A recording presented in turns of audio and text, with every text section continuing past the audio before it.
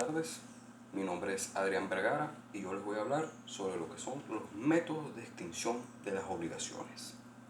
Bien, los métodos de extinción de las obligaciones son todas aquellas formas que se utilizan para realizar la extinción del vínculo jurídico hecho entre las partes, ya sean dos o más personas que estén estipuladas en esa obligación. Entre los métodos de extinción de las obligaciones, nuestro Código Civil establece en su artículo 1282 los métodos de extinción de las obligaciones como el pago, la novación, la delegación, la compensación, la remisión de la deuda, la confusión o la prescripción extintiva. También puede ser la pérdida de la cosa debida. Los métodos de extinción de las obligaciones se clasifican de dos grandes formas. La primera es los métodos voluntarios y los métodos involuntarios. Los métodos voluntarios son todos aquellos métodos en los que la voluntad de las partes es esencial para poder realizarla. Por ejemplo, el pago o la novación. Dentro de lo que es los métodos voluntarios tenemos también los que son directos e indirectos. Los métodos directos pueden ser el pago y los métodos indirectos pueden ser, por ejemplo, la delegación, que más adelante les voy a explicar. Bien, también existe otra clasificación, que es lo que viene siendo los métodos que satisfacen o que no satisfacen al acreedor. Por ejemplo, los métodos que satisfacen al acreedor, el pago, la novación, entre otros, porque el objeto que viene siendo de la obligación no se pierde, el acreedor no se empobrece de tal manera que de alguna forma se va a pagar esa obligación o se va a dar un resultado positivo para el acreedor, que viene siendo una de las partes dentro de esa obligación. También los que no satisfacen lo que viene siendo la obligación viene a ser la confusión o la remisión de la deuda, ya que el acreedor desiste en tener lo que por derecho le va a pertenecer en esa obligación. Bien, hablemos de lo que es el pago. El pago es un método de extinción de las obligaciones por las cuales la persona deudora realiza el pago o el objeto de la obligación, da lo que debe al acreedor. El pago también tiene varios efectos.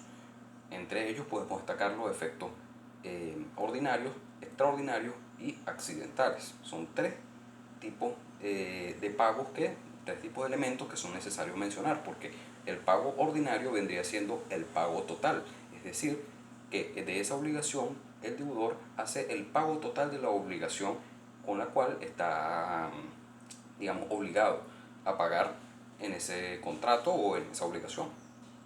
También tenemos los que son los extraordinarios, que el ejemplo más claro viene a ser un pago con subrogación. El pago con subrogación es cuando un tercero interviene y le paga la deuda a ese deudor. Y los métodos, digamos, esos elementos accidentales vendría siendo cuando el acreedor no quiere recibir el pago, no quiere recibir el objeto de esa obligación, por lo que el deudor debe hacer una oferta real, es decir, que debe dirigirse hacia los ámbitos judiciales para que puedan resolver ese hecho. Y ahora nos vamos a lo que viene siendo la novación. La novación es un método de extinción de las obligaciones por el cual la obligación como tal cambia, aunque depende del tipo de novación que sea, porque existe la novación subjetiva y la novación objetiva. La novación subjetiva es cuando se cambia a los sujetos de la obligación, es decir, el acreedor o el deudor. Y la novación objetiva es cuando cambia el objeto o la causa de la obligación. Dependiendo de esto, se resaltan dos elementos esenciales de lo que viene a ser la novación. Primero, la extinción de la primera obligación, porque se cambia una obligación por otra obligación. Esta primera obligación se extingue, pero nace la otra. Esos son los dos elementos esenciales, que la primera obligación debe extinguirse y la segunda debe nacer con un régimen propio y característico, es decir, que debe diferir de la primera. Ahora vamos con lo que es la delegación. La delegación es ese método de extinción de las obligaciones por el cual el deudor, ya sea de forma activa o pasiva, porque existen dos formas de delegación, la activa y la pasiva. ¿Qué pasa? Que en la activa el deudor tiene otro deudor que es por el cual él lo utiliza para pagarle a su primer acreedor. Es decir, yo soy un acreedor. El sujeto A es un acreedor. El sujeto B es un deudor. Ese sujeto B tiene un sujeto C que es deudor del sujeto B. Por lo tanto, el sujeto B es el acreedor del sujeto C. Pero él le pide a su deudor, es decir, el sujeto C, que le pague al sujeto A, que el sujeto A es el acreedor del sujeto B. También tenemos lo que viene siendo la delegación pasiva, que es cuando es un tercero, una persona que se le llama delegante. El delegante es esa persona, ese tercero al cual el delegado al cual se le pide que haga el pago de la obligación. Porque yo, al delegar a una persona, soy el delegatario, por supuesto, la persona que manda es el delegatario, la persona que lo recibe es el delegado, y la persona que realiza ese pago viene siendo un tercero, no es deudor mío. Por eso es delegación pasiva. No es usual, pero se realiza. También pasemos a lo que es la compensación. La compensación es cuando yo adquiero el carácter de acreedor siendo deudor de otra persona, y esa otra persona también viene a adquirir el carácter de acreedor y deudor, es decir, que ambos somos acreedor y deudor del otro. Esas dos personas son acreedor y deudora de entre ellas y poseen esas cualidades. ¿Qué pasa? Que dependiendo de la estabilidad entre la compensación que se va a realizar, ya sea convencional o de forma judicial, se extingue la obligación. Por ejemplo, si yo le debo al sujeto A, si yo soy el sujeto A y le debo al sujeto B, y ese sujeto B me debe a mí, sujeto A, sujeto B, ambos se deben, ambos son deudores y acreedores, compensamos nuestras deudas y se extinguen ambas obligaciones. Ahora bien, es necesario que resaltemos que existen 4 tipos de compensaciones. La compensación legal, que viene dada por la ley, es decir, que es una virtud de la ley, que nos permite que tengamos esa facultad de que esas dos obligaciones a las cuales nos atañen se extingan. También tenemos lo que viene siendo la compensación facultativa, que la facultativa es cuando esa persona, a pesar de que exista un desequilibrio en lo que es la compensación, igualmente renuncia a ella para que se puedan extinguir las dos obligaciones. Ahora bien, también existen otros 2 tipos más de compensaciones. Tenemos la compensación convencional y la compensación, legal o judicial. Esta se da, por supuesto, cuando falta alguno de los elementos de la compensación legal y permite que se pasen a un nuevo esquema judicial, mientras que la convencional se realiza en un pacto entre ambas, es decir, que ambas partes deciden cuál de los dos debe mantenerse, deciden si se rompe o no, si se extingue o no esa obligación. Ahora pasemos a lo que es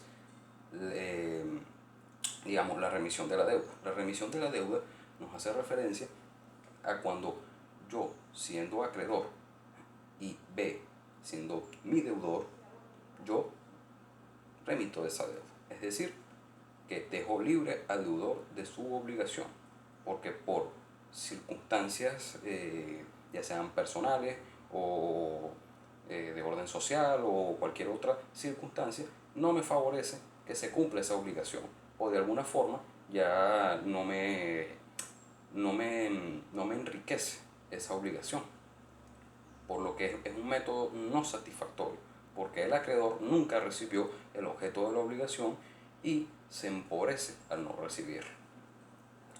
Ahora, ¿qué es la confusión? La confusión es un método de extinción de las obligaciones que es involuntario. ¿Por qué es involuntario? Porque no depende de la voluntad de esa parte. ¿Por qué? Porque la confusión es cuando las cualidades de acreedor y de deudor se juntan en una sola persona. Por ende, esa persona es acreedora y deudora de sí misma. Y como así lo establece la ley, se extingue la obligación. Ahora bien, ¿qué es la prescripción extintiva? La prescripción extintiva es cuando al paso del tiempo o de un lapso de tiempo, esa obligación se pierde o se extingue totalmente. Ahora pasemos a lo que es el contrato. ¿Qué es el contrato? El contrato es la relación o vínculo jurídico entre dos o más personas que posee tres elementos, que viene a ser consentimiento, el objeto y la causa. El consentimiento es la voluntad de las partes para realizar o tener esa obligación dependiendo de qué tipo de contrato sea, que es la clasificación. Más tarde lo voy a explicar.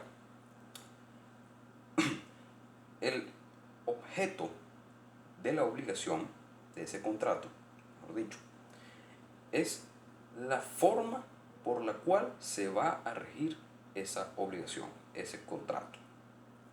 Y la causa es el fin último del contrato, es lo que se quiere obtener al fin de ese contrato. Veamos, por ejemplo, un contrato de compra y venta.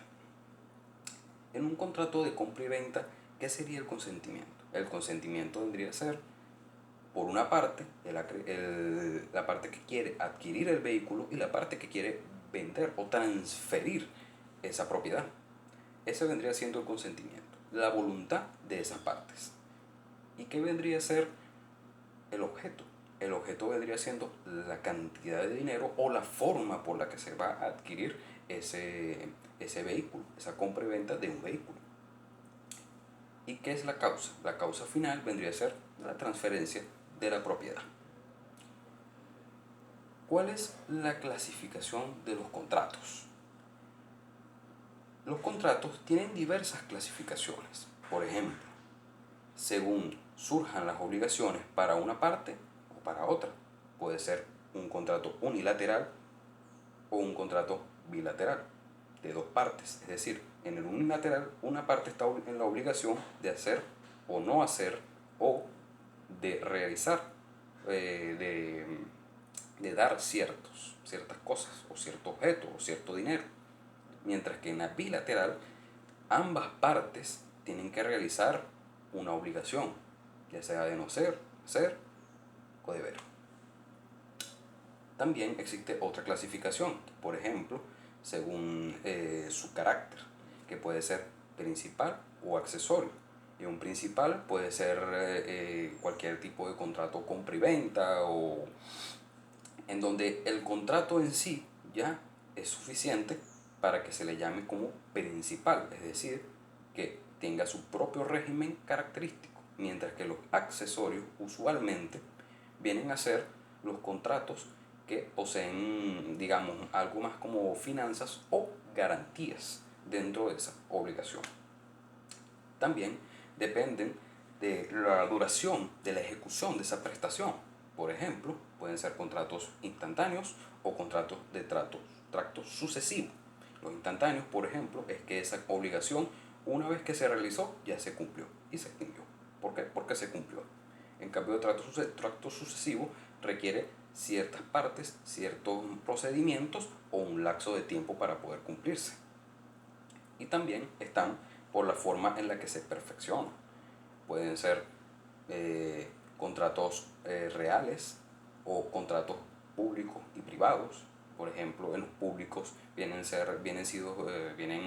a ser por los funcionarios públicos, mientras que los contratos privados de una persona a otra, de por supuesto persona natural, o también pueden darse según las normas legales que los regulan. Por ejemplo, nominado o atípico, que nominado vienen a ser todos los contratos que aparecen directamente en la legislación vigente, o los atípicos, que vendrían siendo todos aquellos contratos que pueden resultar nuevos o de la unión de varios tipos. Muchas gracias por su atención. Mi nombre es Adrián Vergara. Gracias.